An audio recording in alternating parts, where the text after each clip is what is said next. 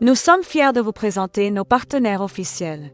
Chers internautes, chers passionnés de technologie et d'innovation, nous sommes ravis de vous annoncer que les applications Cedro Sage Ltd et Cedro Sage Bitcoin sont les fiers sponsors de nos contenus.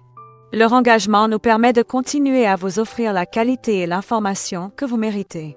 Cedro Sage Ltd, c'est votre accélérateur de digitalisation. Lancez le processus de transformation numérique de votre entreprise ou de votre AGR et propulsez votre chiffre d'affaires en ouvrant les portes de l'international, le tout sécurisé par des solutions de pointe. Et pour les visionnaires de la nouvelle économie, Cedro Sage Bitcoin est la référence incontournable. Découvrez une technologie qui révolutionnera vos finances et votre entreprise. Accédez à la meilleure application de formation Bitcoin et maîtrisez l'avenir dès aujourd'hui. Pour avoir accès à ces applications révolutionnaires et découvrir tout leur potentiel, les liens sont disponibles en bio et en description de cette publication. N'attendez plus pour transformer votre entreprise et vos connaissances financières. Scannez et téléchargez dès maintenant. Merci à Cedro Sage pour leur soutien précieux. Bienvenue à toutes et à tous pour notre exploration des documents sur Gamma. Alors Gamma, c'est un outil qui se présente un peu comme un partenaire de conception. Basé sur l'IA, l'intelligence artificielle, l'idée c'est de simplifier la création de contenu visuel. C'est ça. L'objectif affiché, c'est de pouvoir créer, mais aussi partager des présentations, des sites web, même des posts pour les réseaux sociaux ou des docs internes. Sans forcément être un produit design. Voilà. Et nous, notre mission aujourd'hui, c'est d'analyser un peu ces infos qu'on a pour voir ce que Gamma propose vraiment. Les fonctions clés, les astuces peut-être pour faciliter cette création. Parfait. Alors commençons par la création justement. Les sources disent qu'on peut partir d'une simple instruction textuelle, un prompt comme on dit, et l'IA, hop, elle génère une première version. Oui, ou alors on peut prendre du texte qu'on a déjà, ou même importer des fichiers, genre PowerPoint, PDF, ou carrément une page web. Et l'outil la transforme. D'accord. Et il y a même un raccourci, gamma.new, si on veut partir de zéro, d'une page blanche. Ce qui est intéressant là, c'est comment ça peut aider à dépasser le syndrome de la page blanche, justement. L'IA propose une structure, des visuels de base, tout ça organisé en cartes. Des cartes. Oui, ces espèces de blocs de contenu qu'on peut bouger, modifier.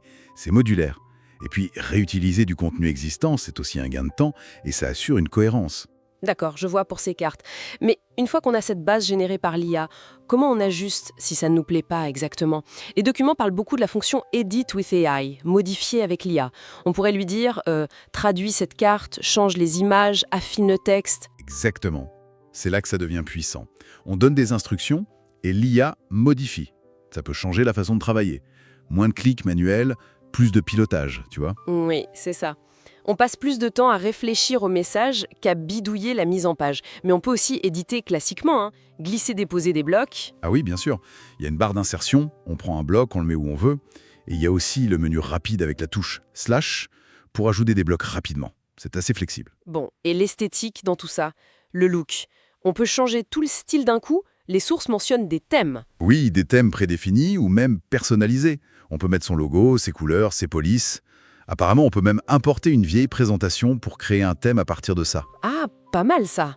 Et les mises en page, elles s'adaptent? Si j'ajoute du texte, ça se réorganise? C'est ce qui est dit, oui. Les layouts sont adaptables, ils s'ajustent au contenu.